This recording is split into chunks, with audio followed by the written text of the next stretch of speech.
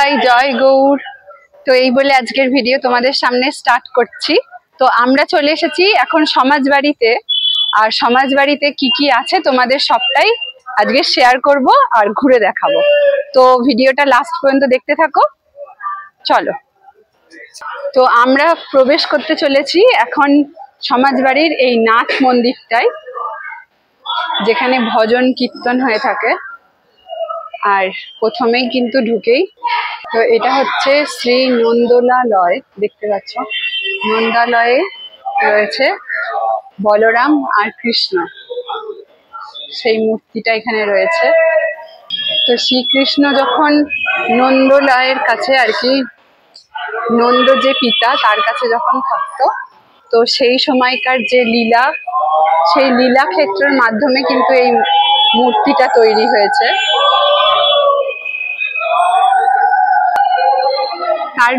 তারপরেই রয়েছে এখানে বৃন্দাবন লীলা, অর্থাৎ রাধা কৃষ্ণের গোপিনীদের সাথে যে লীলা, সেই লীলার কিন্তু এখানে মূর্তি রয়েছে। এখানে কিন্তু কৃষ্ণ নেই, এখানে শুধুই রয়েছে রাধা আর তার অষ্টসখী।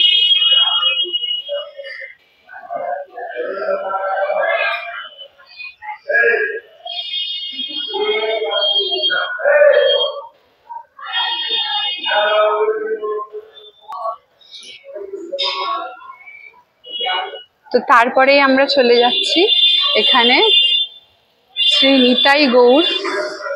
এই যে একটা সময় আমাদের নবদ্বীপে এই দুই ভাই নিতাই আর গৌর লীলা করে গেছে।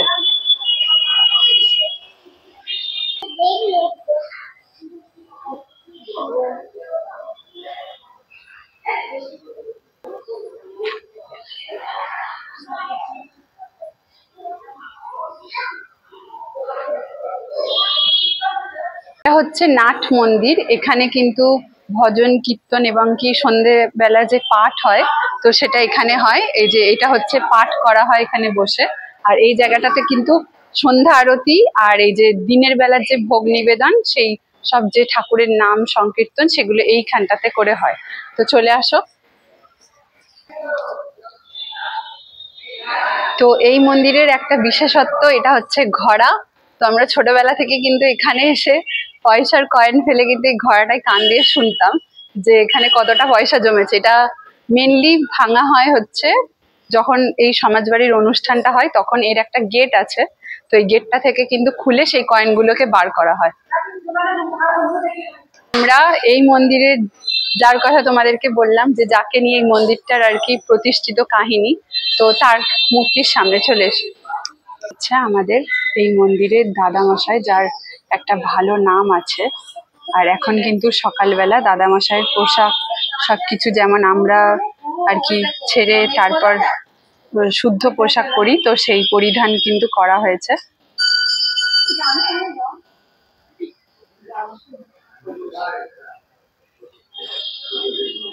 দাদামশাইয়ের ঘরে কিন্তু দেখতে পাচ্ছ একটা এরকম পালঙ্ক রয়েছে, বালিশ রয়েছে, যেখানে দাদামশাইকে শয়ন দেওয়ার জন্য করা রয়েছে।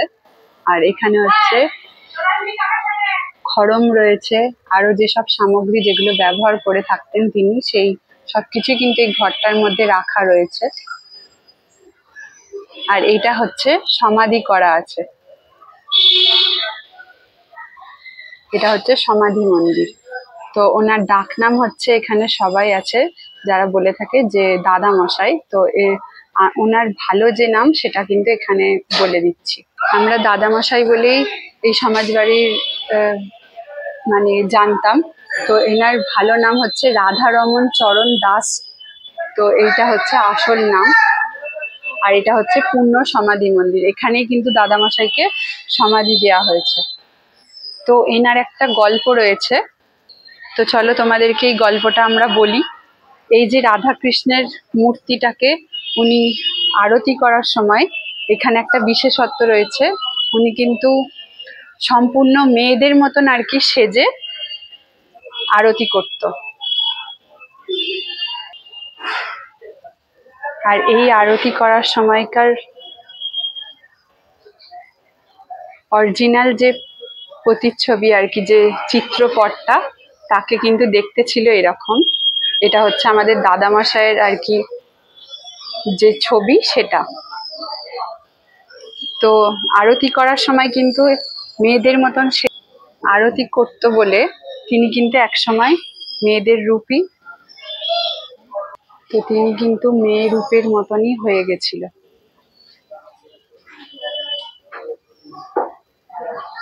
তো ভগবানের এতটাই লীলা যে তিনি মেয়ের মতনই হয়ে গেছিল।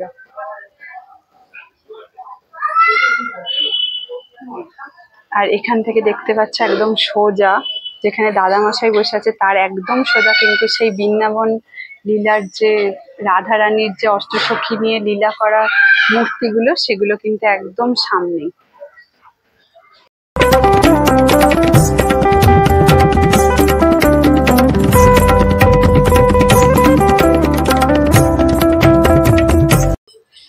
আর এটা হচ্ছে ললিতা সখী দাসীর মন্দির, এটাও কিন্তু সমাধি মন্দির।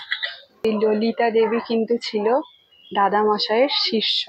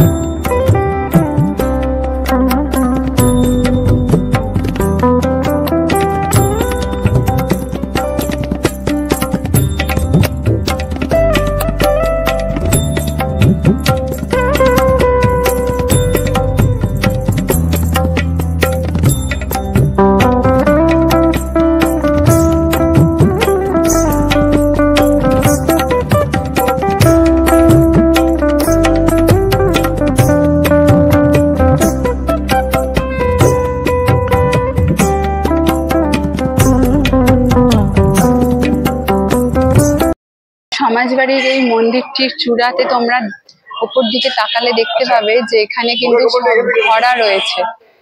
দেখতে পাচ্ছ যে পিতলের বড় বড় ঘড়া দিয়ে কিন্তু এই মন্দিরের চূড়া করা রয়েছে। আর ধ্বজা পাল্টানোর জন্য একটা মই রয়েছে করা।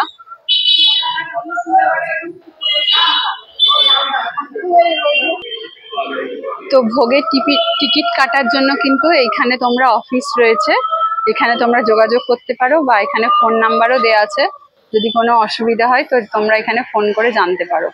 আর এখানে কিন্তু থাকার ব্যবস্থাও রয়েছে, তো সব কিন্তু তোমরা এখানে ডিটেলসটা জানতে পারবে।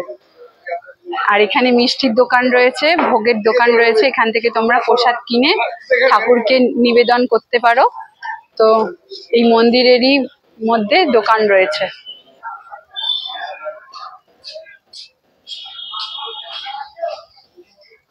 ঢুকেই তোমরা এরকম একটা নিয়মাবলী দেখতে পাবে যেখানে তোমাদেরকে প্রসাদ কাটার কুপনের জন্য ব্যবস্থা করা আছে। তো এখানে কিন্তু লেখা আছে দেখতে পাচ্ছ যে দুপুরের জন্য কিন্তু প্রসাদ পাওয়ার সময় কিন্তু দুপুর 1টা। আর এখানে হচ্ছে বাড়িতে যদি তোমরা প্রসাদ নিয়ে যেতে পারো তাহলে সকাল 9টার মধ্যে কুপন সংগ্রহ করতে হবে, এখানে কিন্তু লেখা আছে। আর এই হচ্ছে ফোন নাম্বার।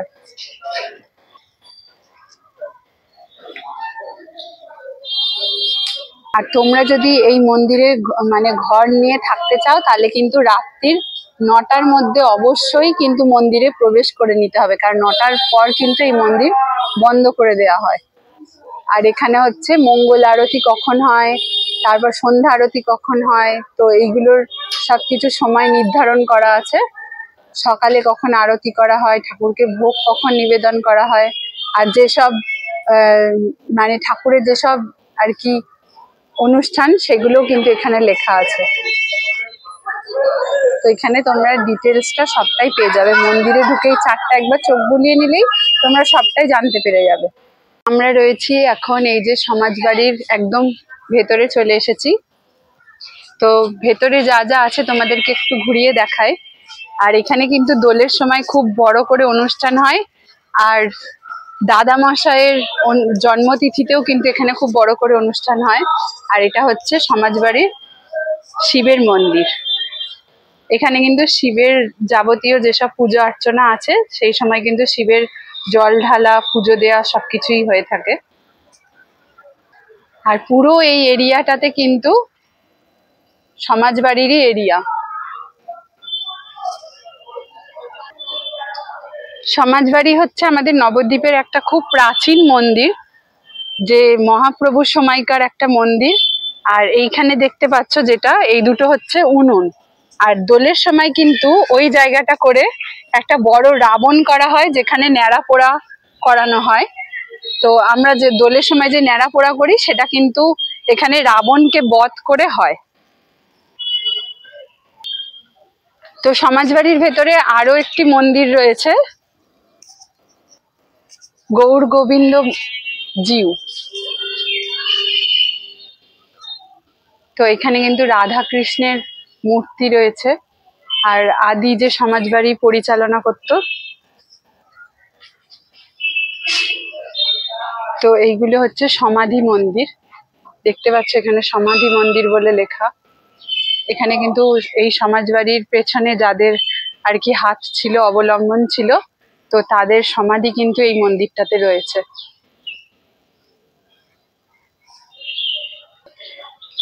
আর তোমরা কি জানো যে সমাজবাড়ির ভেতরে আরো একটা প্রাচীন মন্দির আছে, যেটা সমাজবাড়িরই কিছুটা স্টাইলের?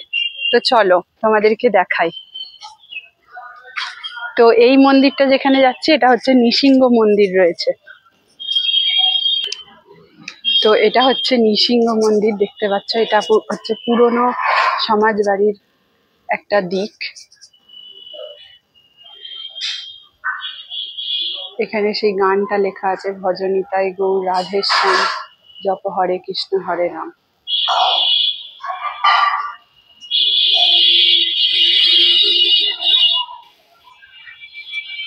এই হচ্ছে নৃসিংহ মন্দির।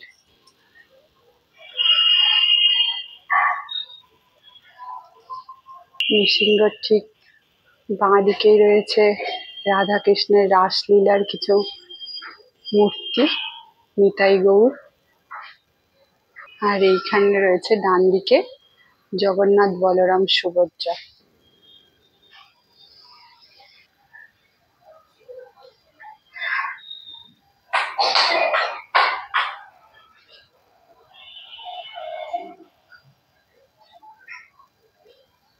তো পুরনো স্ট্রাকচারের এই মন্দিরটা থেকে আমরা কিন্তু মন্দিরের ভেতরেই কিন্তু এই মন্দিরটা রয়েছে। এতটাই বড় মন্দিরটা, অনেকটা এরিয়া নিয়ে। তোমরা যখন নবদ্বীপে আসবে অবশ্যই এই মন্দিরটা দর্শন করে যেও। এটা খুব প্রাচীন একটা মন্দির। তো চলো এবার তোমাদের মন্দিরের বাকি যে এরিয়াটা, সেটা একটু ঘুরে দেখাই। তো এইটা হচ্ছে, এখানে হচ্ছে থাকার ব্যবস্থা রয়েছে। আর প্রত্যেকদিন দুপুরে কিন্তু ভোগ পাওয়ারও একটা ব্যবস্থা রয়েছে। আর এই মন্দিরে কিন্তু দীক্ষাও দেয়া হয়, দেখতে পাচ্ছ এখানে লেখা আছে। এই যে, তোমরা চাইলে এটাকে স্ক্রিনশট করে নিতে পারো। আর এখানে কিন্তু অনেকে জল নিতে আসে এই মন্দিরে। এইখানকার একটা ফিল্টার জল পাওয়া যায়, যেটা খেলে মানুষ সুস্থ থাকে বলে মনে করে। তো সেই কারণে কিন্তু জলের ব্যবস্থা রয়েছে। আর এই দিকটায় রয়েছে টয়লেট।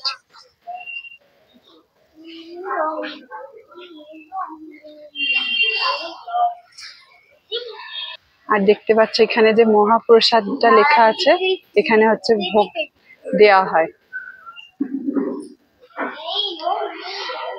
তো এই হচ্ছে সমাজবাড়ির মন্দির চত্বর। তো চলো তোমাদের পুরো এরিয়াটা ঘুরিয়ে দেখিয়ে দিলাম।